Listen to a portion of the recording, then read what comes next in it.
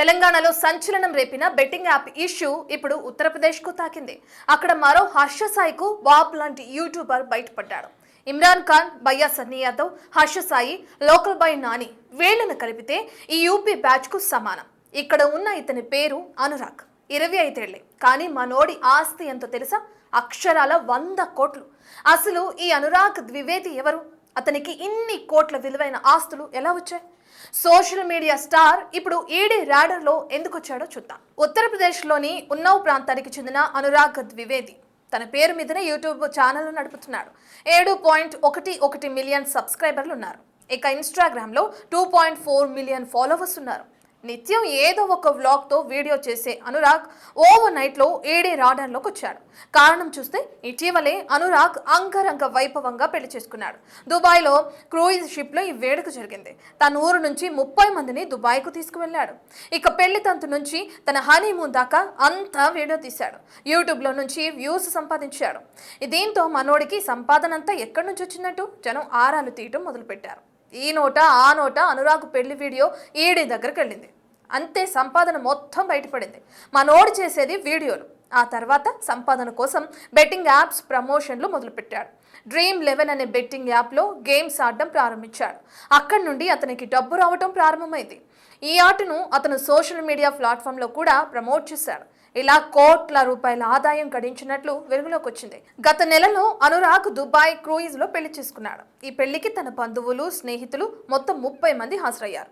వారందరికీ రాను పోను ఫ్లైట్ టికెట్లు, వసతి మొత్తం అనురాగే చూసుకున్నాడు. దీంతో అనురాగ్ పై ఫోకస్ పెట్టిన ఈడీ అధికారులు ఎఫ్ఐఆర్ నమోదు చేశారు.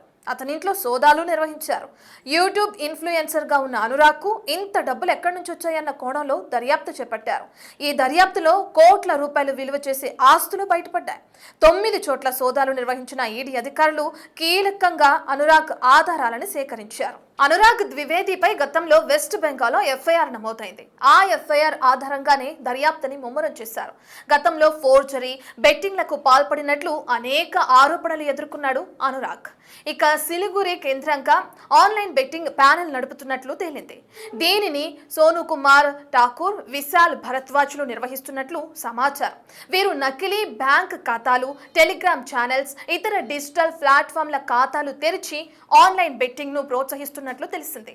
యూట్యూబర్ అనురాగ్ ద్వివేది అక్రమ ఆన్లైన్ బెట్టింగ్ ప్లాట్ఫామ్లను ప్రచారం చేయడంలో చురుకైన కీలక పాత్ర పోషించినట్లు వెల్లడైంది. అనురాగ్ తన సోషల్ మీడియా ప్లాట్ఫామ్ లో ప్రధాన వీడియోలను రూపొందించడం, తర్వాత షేర్ చేస్తున్నట్లు కూడా గుర్తించారు ఈడీ అధికారులు.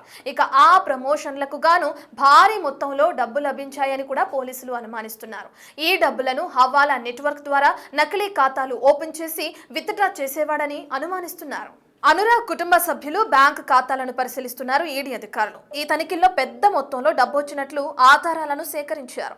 ఇక ఆ డబ్బుకు ఎలాంటి చట్టబద్ధమైన అకౌంటబిలిటీ లేనట్లు కూడా గుర్తించారు.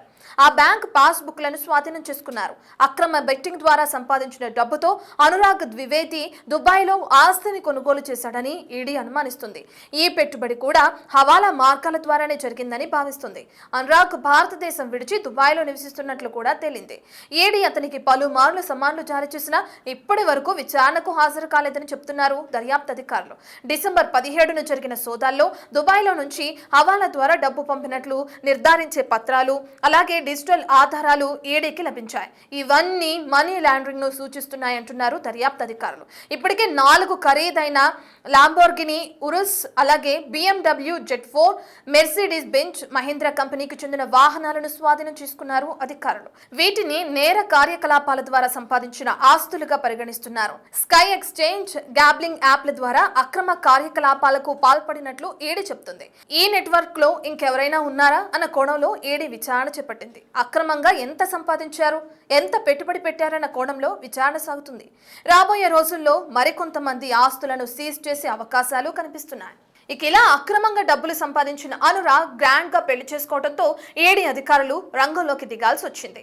ఇంత డబ్బులు అతనికి ఎక్కడి నుంచి వచ్చాయన్న కోణంలో సోదాలు జరపడం ప్రారంభించింది. ఇక గొప్పలకు పోయి అనురాగ్ ఈడీ అధికారులకు అడ్డంగా దొరికిపోయాడని అంటున్నారు నెటిజన్లు. దీనిపై మీ అభిప్రాయం ఏంటో కామెంట్ రూపంలో తెలియచేయండి.